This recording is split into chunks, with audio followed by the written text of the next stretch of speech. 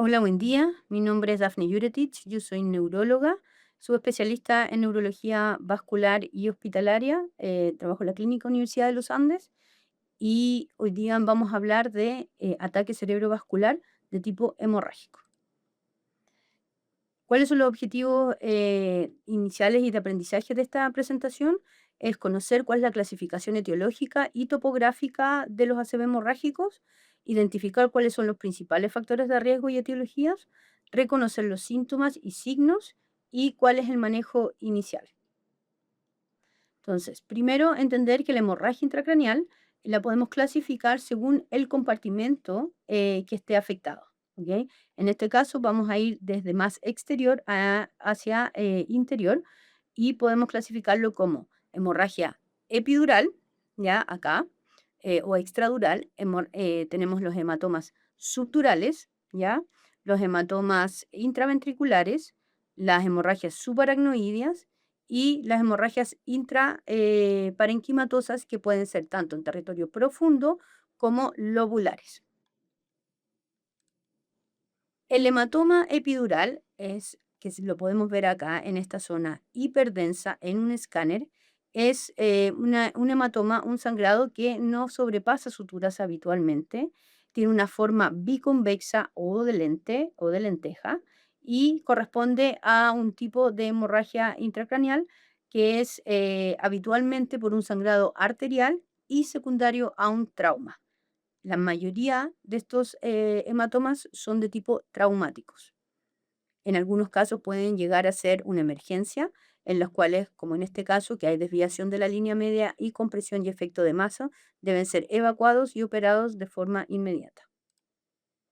Luego están los hematomas subdurales, el cual, sí, a diferencia del epidural, puede sobrepasar las suturas, tiene esta forma de semiluna o cóncava, ¿ya?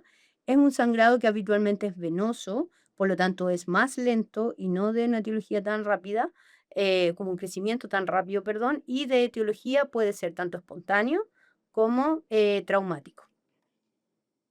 También en algunos casos puede requerir cirugía en el caso de que haya síntomas asociados en el cual haya desviación de línea media o efectos de masa. Luego tenemos la hemorragia subaracnoidea. La hemorragia subaracnoidea se divide también, se clasifica según cuál es su etiología. La mayoría, el 85% de una hemorragia subaracnoidea en global es traumática, ¿ya? Y esta va a ser predominantemente de tipo de la convexidad o superficial y principalmente va a ser, como les decía, de tipo traumática. Del 15% restante, que no es traumática, que es espontánea, un 85% va a ser causada por un aneurisma roto. Y esto es lo que se denomina hemorragia subaracnoidea aneurismática. ¿Ok? Entonces corresponde al 85%, pero de las espontáneas. Y en este caso, el sangrado va a ser en esta zona que se denominan cisuras, ¿ya? Van a ser cisuras, la cisura de Silvio, van a ser las cisternas de la base, que son las cisternas peritroncales en esta zona, y no tan así de la convexidad como el sí lo es en la traumática, es una forma de diferenciarla, ¿ya? Em, en sí, la hemorragia subaracnoidea es la presencia de sangre en el espacio subaracnoideo. Habitualmente, como les comentaba, en la espontánea es por rotura de un aneurisma y en este caso, que queda dentro de los ACV, la incidencia es de 6 a 10 personas por 100.000 habitantes. Corresponde a un 6% de la enfermedad cerebrovascular y en general se habla de que es una enfermedad que es catastrófica. Esto porque hasta un 13% de los pacientes pueden fallecer antes incluso de llegar al hospital. ¿Ya? Y de los que llegan al hospital, un tercio fallece, un tercio queda muy secuelado y un tercio queda bien, pero eso es relativamente bien. ¿Qué pasa con los aneurismas? Estamos hablando de que la principal causa de lo espontáneo son los aneurismas o la rotura de un aneurisma.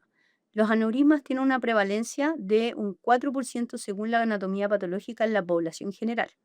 Es más frecuente en mujeres con hombres con una relación de 3:1 y la mayoría, hasta un 85%, están ubicados en la circulación anterior y un 15% en la circulación vertebrovascular. Generalmente son únicos, pero hasta un 30% se han visto que pueden ser múltiples y estos pueden ser cercanos o incluso en espejo en zonas más alejadas. ¿Qué es lo importante en esto? Es el reconocimiento de los síntomas y cómo saber o sospechar más que nada que un paciente está teniendo una hemorragia subaracnoidea de tipo aneurismática. La clínica está dada principalmente por una cefalea, que es una cefalea especial, es una cefalea de tipo ictal, eso quiere decir, o cefalea en trueno también se denomina, que es una cefalea de inicio súbito, intenso y que habitualmente es denominada como la peor de la vida, ¿ya? Es una cefalea que se asocia a ciertos casos a náuseas y vómitos y puede haber compromiso de conciencia. Acá el punto clave es el inicio súbito e intenso.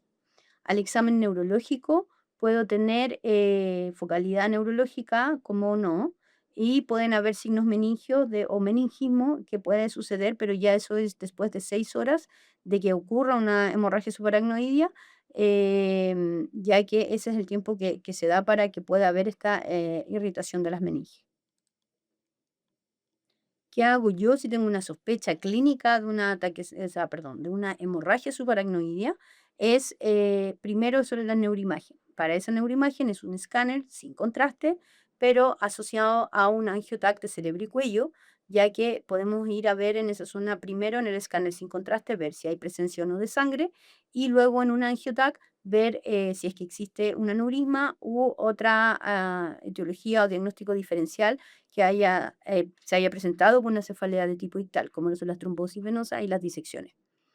Si yo tengo la clínica de una hemorragia subaracnoidea y tengo un escáner negativo, pero con una clínica muy sugerente, hay algunos casos en que el escáner puede no mostrarnos el sangrado, si es un sangrado muy pequeño. Aparte, el escáner va perdiendo sensibilidad a medida que van pasando las horas, ¿ya? Entonces se dice que antes de las 6 horas un escáner podría llegar a ser casi 100% de sensibilidad para detectar sangrado, pero después de las 6 horas esa sensibilidad va disminuyendo. Por lo tanto, si un paciente acude días después, puede que un escáner no sea suficiente. En esos casos se realiza una punción lumbar buscando dirigidamente lo que se denomina santocromía, que es este color más citrino del líquido cefalorraquídeo, que está dado por la presencia de glóbulos rojos. Y lo que debemos buscar y pedir al laboratorio es la búsqueda de glóbulos rojos de tipo crenados, que se demoran al menos 6 horas que esto suceda, por lo cual en un caso agudo debemos esperar estas 6 horas para tomar este examen. La angiografía digital es el examen de gold estándar para verificar la etiología de la hemorragia subaracnoidea, ya que nos ayuda a detectar incluso aneurismas que no sean detectados en el angiotac. Como les comentaba, la etiología de la hemorragia subaracnoidea puede ser múltiple. La primera causa es la traumática. Después de las espontáneas no traumáticas, la principal causa es la aneurismática, la cual es muy importante detectar y derivar a un centro que tenga las competencias para poder tratarla. Esto quiere decir presencia sí o sí de neurocirugía. Otras etiologías menos probables, pero que también existen, son el consumo de ciertas drogas, principalmente estimulantes, algunas coagulopatías, trombocitopenia, algunas malformaciones arteriovenosas, disecciones cerebrales, arteriales intracerebrales y una enfermedad denominada vasoconstricción cerebral reversible. Luego de detectar la hemorragia subaracnoidea, entonces está el tratamiento. El tratamiento actualmente tiene dos formas. Una es la endovascular, que quiere decir también a través de la vía endovascular femoral o radial, se ingresa un catéter en el cual se pone este componente que se llaman coils, que es como un alambre que va y lo que hace es rellenar el aneurisma para excluir el neurisma de la circulación, es decir, que la sangre ya no penetre en esta zona del aneurisma, ya que esta pared es muy delgada y la fuerza que hace la sangre que pasa por ahí es la que hace que se rompa el aneurisma. Por lo tanto, yo relleno esta zona y la sangre ya no se dirige hacia el aneurisma, sino que se dirige hacia su circulación habitual. Esa es la vía endovascular, que es la que actualmente es de preferencia. Y en el caso de que no se pueda realizar la vía endovascular o que no exista personal, no exista la especialidad de endovascular, está la vía neuroquirúrgica, en la cual se necesita realizar una craneectomía, se necesita cirugía abierta, en la cual se instalan estos denominados clips ya neuroquirúrgicos, donde también se excluye, no es que se saque el aneurisma, sino que se excluye el aneurisma de la circulación para evitar que haya un nuevo sangrado. Entonces, lo que yo necesito para tratar es un centro con alta resolutividad, con la presencia de neurocirugía principalmente, para poder tratar estos pacientes. La hemorragia intracerebral es otro tipo de ataque cerebrovascular que es secundario a la rotura de un vaso intracerebral, ¿ya? Y esto puede causar a su vez un déficit neurológico que va a ser focal y que va a ser habitualmente intraparenquimatoso. Cuando nosotros hablamos de intraparenquimatoso, nos referimos a la zona de los lóbulos cerebrales, es decir, el frontal, parietal, occipital y temporal, o a nivel de tronco encefálico o a nivel de los ganglios de la base, que son los núcleos de la base, ¿ya? Eso es lo que nosotros denominamos habitualmente como una hemorragia intracerebral o intraparenquimatosa. Esto corresponde, como habíamos visto, a un 15 o un 20% de todos los ataques cerebrovasculares. Tiene una alta mortalidad que puede llegar hasta un 40% a los 30 días y un 20% de los pacientes que sobreviven solamente están independientes a los 6 meses. Por lo tanto, también es una patología con una alta morbimortalidad. La principal causa del ACV hemorrágico es la hipertensión, al igual que en el ACV isquémico. Eh, pero también existen otras etiologías como lo son en pacientes mayores, sobre todo mayores de 60 años, las angiopatías amiloideas, también existen las coagulopatías y causas menos frecuentes como lo son vasculitis, malformaciones, eh, etcétera. Los factores de riesgo, como decíamos, para tener una hemorragia intracraneal o intracerebral. El primero es la hipertensión, ¿ya? Y especialmente en el caso en que no esté controlada. La edad avanzada como factor de riesgo no modificable también es muy importante y la presencia de coagulopatía, angiopatía amiloidea, el uso crónico de alcohol, ciertos tipos de drogas estimulantes, el tabaquismo y la enfermedad renal crónica nos hacen propensos a tener una ACV de tipo hemorrágico. Las hemorragias, entonces, como comentaba, son en el parénquima, que pueden ser lobares, ganglios basales, cerebelo o el tronco encefálico. En esta zona, que podemos ver acá en la foto a mano derecha, es una hemorragia a nivel de tronco encefálico, principalmente a nivel de puente. ¿Ok? Y es así como nosotros también podemos clasificar las hemorragias intracerebrales según la zona afectada. Para esto se dividen en sitios típicos y atípicos. ¿Qué se denomina sitio típico? En el sitio típico es porque la principal causa o lo más probable que la etiología de ese ACV hemorrágico sea la hipertensión, ya que son las denominadas hemorragias hipertensivas. Y los lugares son 5, donde los vamos a ver: el putamen, el tálamo, el cerebelo, el puente y la cabeza del núcleo caudado. ¿Ok? En esos lugares, si existe una hemorragia en uno de esos lugares y tengo un paciente hipertenso, la mayor probabilidad es que la etiología sea su hipertensión de esa hemorragia. Luego están los sitios atípicos, ¿ya? Que son más propensos en pacientes con patología, por ejemplo, amiloidea, en pacientes con coagulopatías o algunos tumores o malformaciones arteriovenosas. Y esto es principalmente cuando hay sangrado a nivel de lóbulos, ¿ya?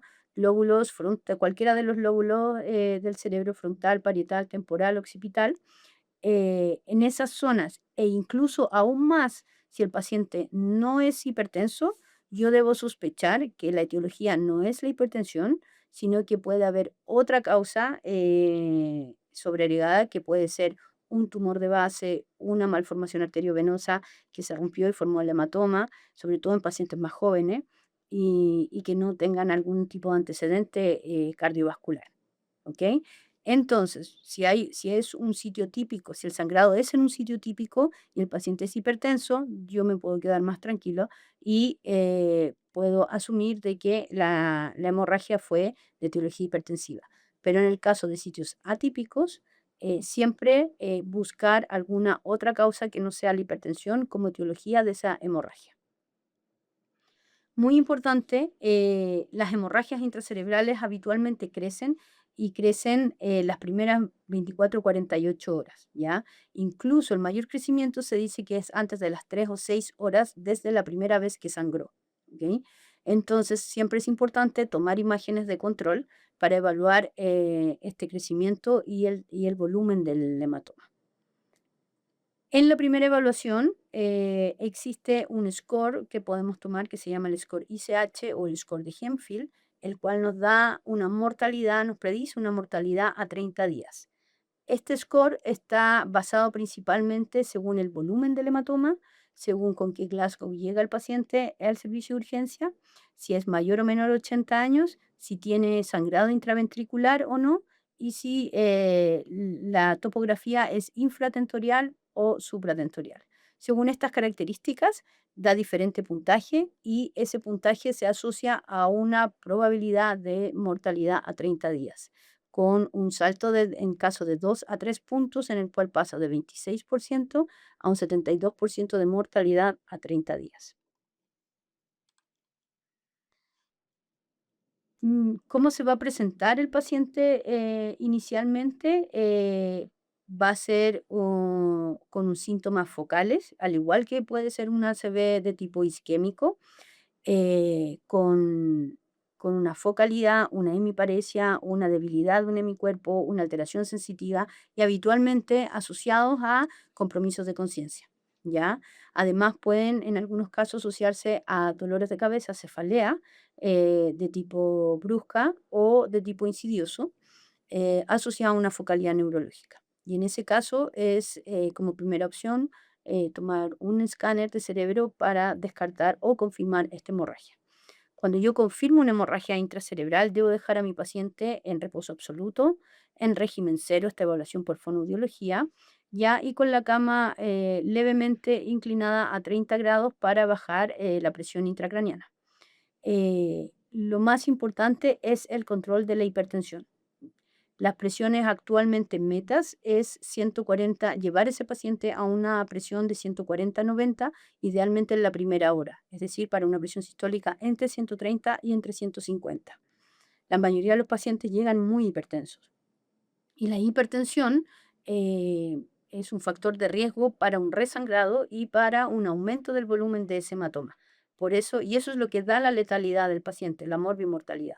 Por lo tanto, lo que más necesito es tratar de controlar la presión para evitar el crecimiento de ese hematoma. También realizar todo lo que es la neuroprotección inespecífica, que tiene que ver normoglicemia, normotermia, dejar las indicaciones de hemoglucotest con manejos de la hiperglicemia, paracetamol, omeprazol también, porque también pueden hacer úlceras por estrés y por el uso de los medicamentos que estamos agregando. Y la tromboprofilaxis también se puede iniciar, pero idealmente en un inicio con medias de compresión neumática intermitente, hasta tener una estabilidad neurológica y ver que en los controles de escáner no ha sangrado el paciente, no ha sangrado nuevamente ese ACV. Y en ese caso ya podría a las 48 horas, a veces 72 horas, iniciar la tromboprofilaxis con heparina. No es una contraindicación, pero sí hay que tener mucha precaución en el inicio y evaluar siempre cuál es el estado neurológico del paciente y si es que no hay resangrado. Actualmente, en las medidas indicadas tanto por la Organización Americana de ACV y las europeas es ir al manejo secundario a un estudio que se llama Interact 3, el cual fue beneficioso y vio que había mejorías clínicas en los pacientes que se hacían estas medidas, las cuales lo que se pide es el mayor control de la presión de la presión de la hipertensión, de la presión arterial, bajar la sistólica a 140 aproximadamente, idealmente dentro de una hora, y mantener esta normotensión idealmente las próximas 48 72 horas. Mantener el control de la glicemia de forma estricta para metas de 140 180, pero evitar las hipoglicemias.